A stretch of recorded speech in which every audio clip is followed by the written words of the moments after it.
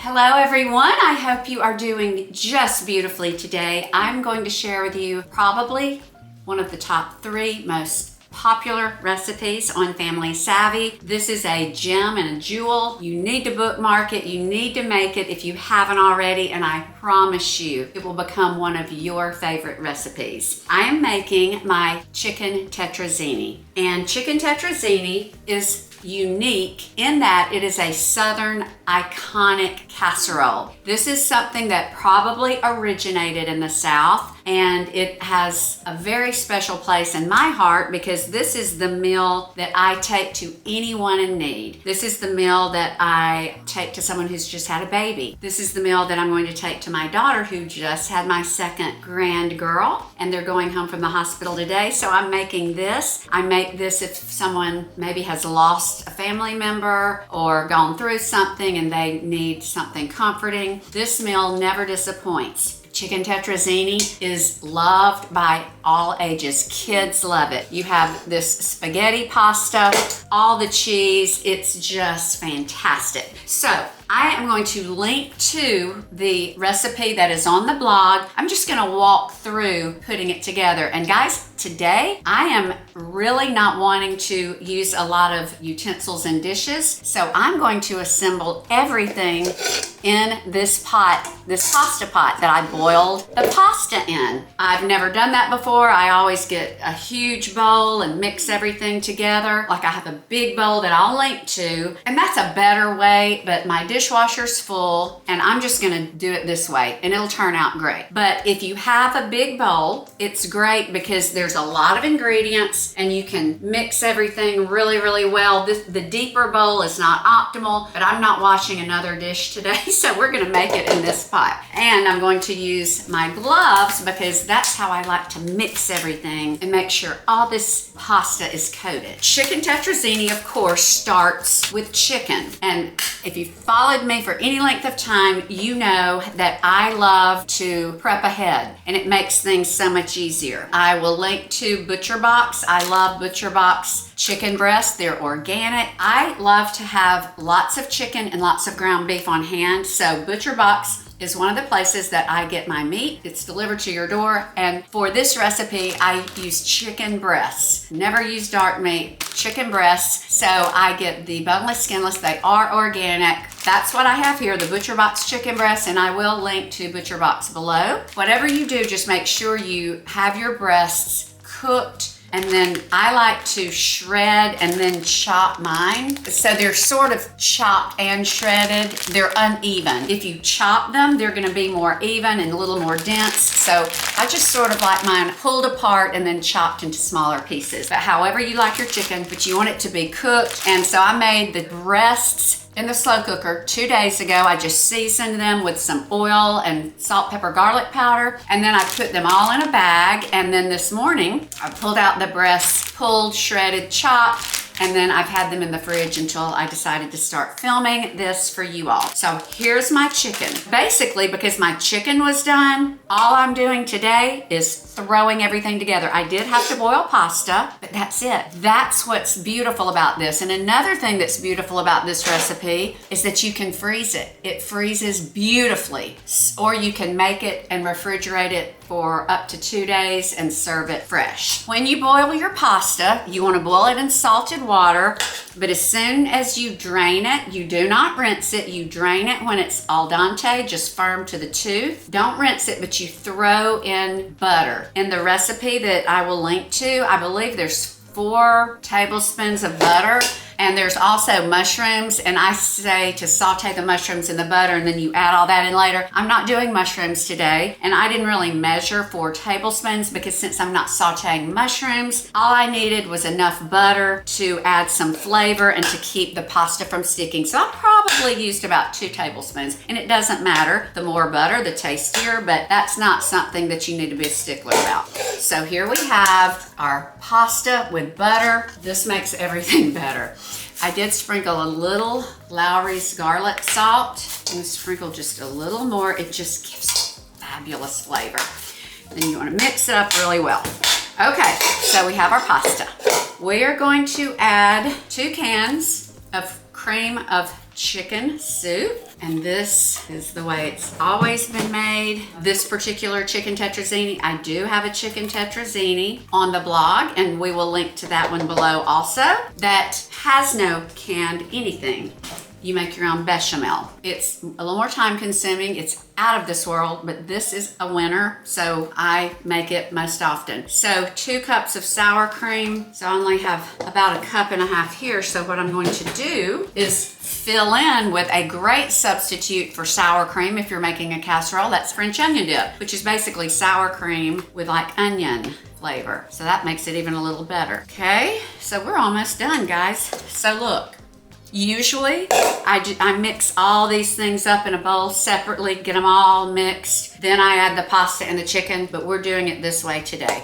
So then we're going to add some chicken bone broth. And I eyeball this. You're just wanting to get this to a good consistency, but I do have measurements on the blog. But I'm gonna mix this with gloved hands because that way I can get this completely incorporated since I'm not using a separate bowl. Now I'm gonna be adding chicken and cheese to this, but I wanna go ahead and get it really good and mixed up with my hands before I add those. Oh, guys, this is so good.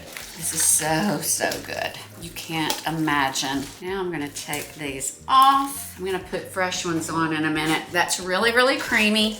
I'm gonna add more bone broth as I see the consistency once I add these other ingredients, because you use the bone broth to level out and to add moisture and get it to the right consistency. And I think I'm gonna go ahead and add a little more. I'm gonna go ahead and add the rest of it, guys. It's so good.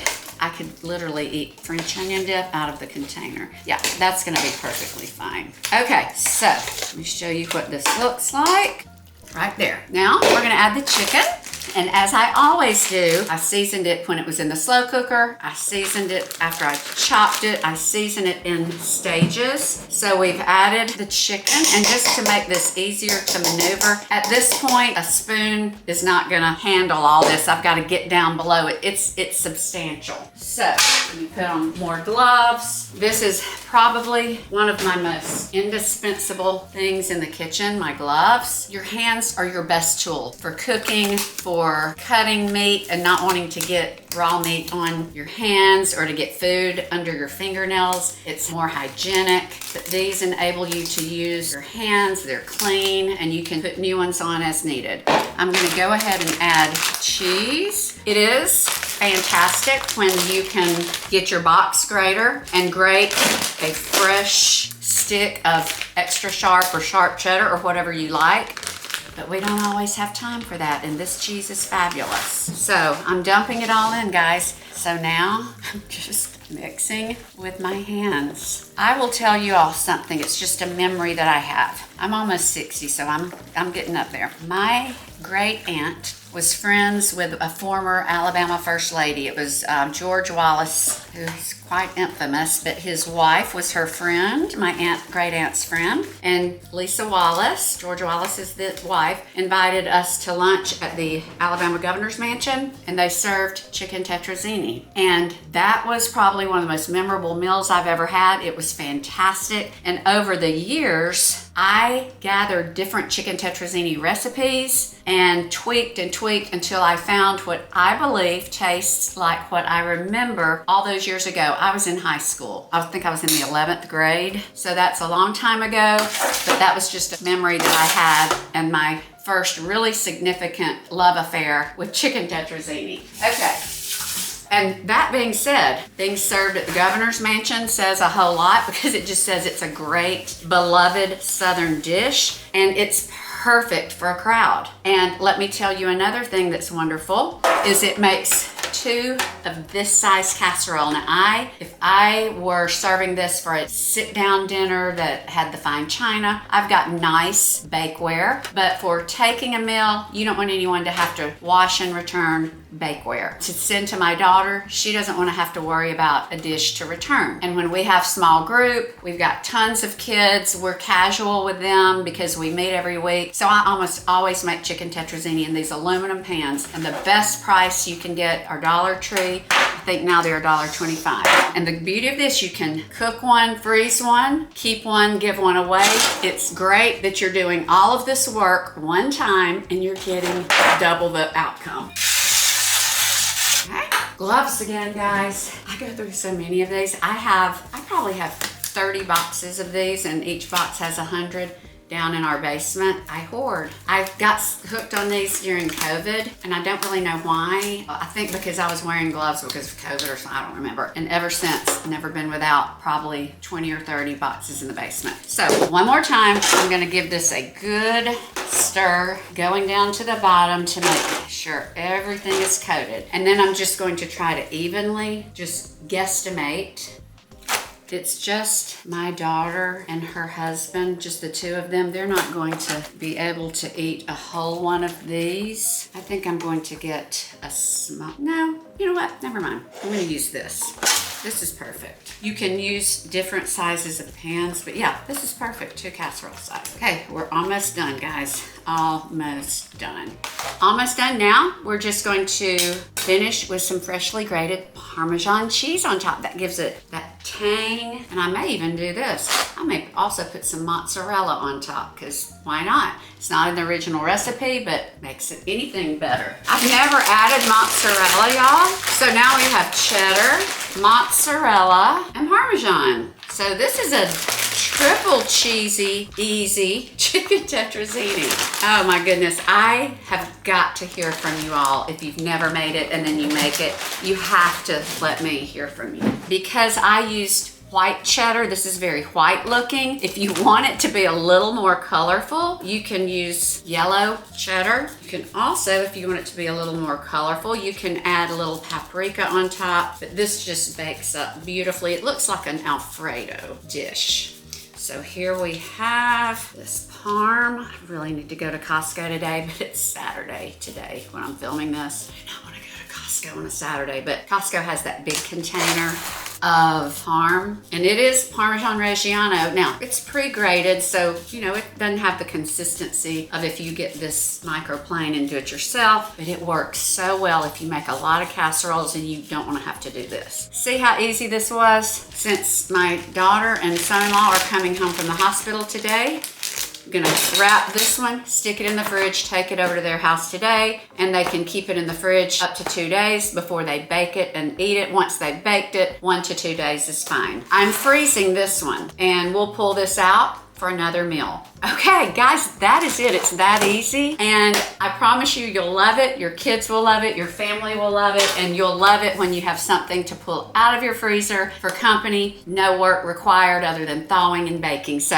I hope this was helpful. Be sure to check out all the links below for anything that I mentioned. If you enjoy my content, please subscribe to my channel. And as always, I'm grateful anytime you watch, anytime you comment, and until next time, be blessed and stay savvy.